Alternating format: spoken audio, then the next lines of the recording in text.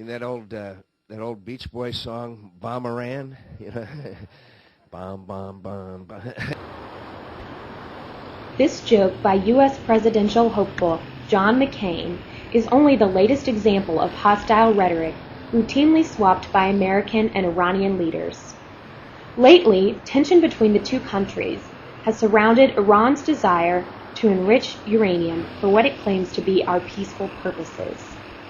I think Iran is a great threat. The Iranians are continuing their efforts to acquire a nuclear weapon. The two candidates have differing views on how best to prevent Iran from gaining nuclear power. They both emphasize, however, that if Iran did succeed, it would be a serious threat to Israel. The United States of America can never allow a second Holocaust. A nuclear weapon could reach Israel, and you've got a president, Ahmadinejad, who has said that Israel does not have a right to exist. So my job as president would be to try to make sure that we are tightening the screws diplomatically on Iran, that we've mobilized the world community to go after Iran's nuclear program in a serious way, to get sanctions in place so that Iran starts making a different calculation. And we've got to do that before Israel feels like its back is to the wall. John McCain agrees with Barack Obama that implementing stronger sanctions is an important step.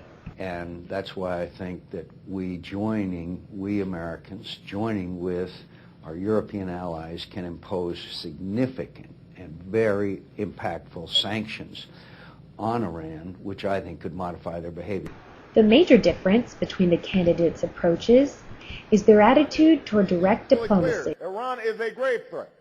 It has an illicit nuclear program. It supports terrorism across the regions and militias in Iraq. It threatens Israel's existence. It denies the Holocaust.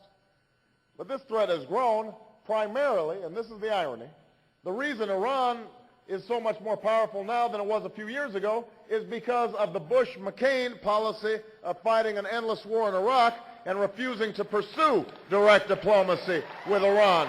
They're the ones who have not dealt with Iran wisely.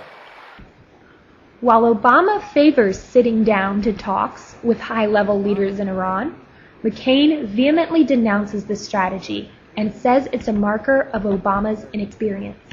Senator Obama has declared and repeatedly reaffirmed his intention to meet the president of Iran without any preconditions, likening it to meetings between former American presidents and the leaders of the Soviet Union. Such a statement betrays the depth of Senator Obama's inexperience and reckless judgment.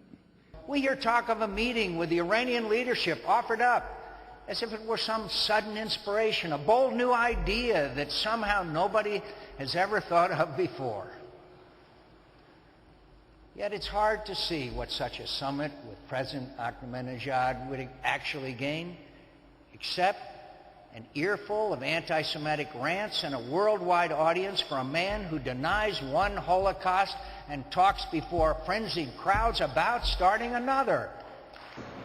So what do Iranians think about the candidates? Some feel that no matter the outcome of the election, there will be no change in U.S. strategic policies towards Iran. Others prefer Obama, saying he would bring about a normalization of ties, though it is possible that the government in Tehran might prefer to deal with the devil they know in the Republicans.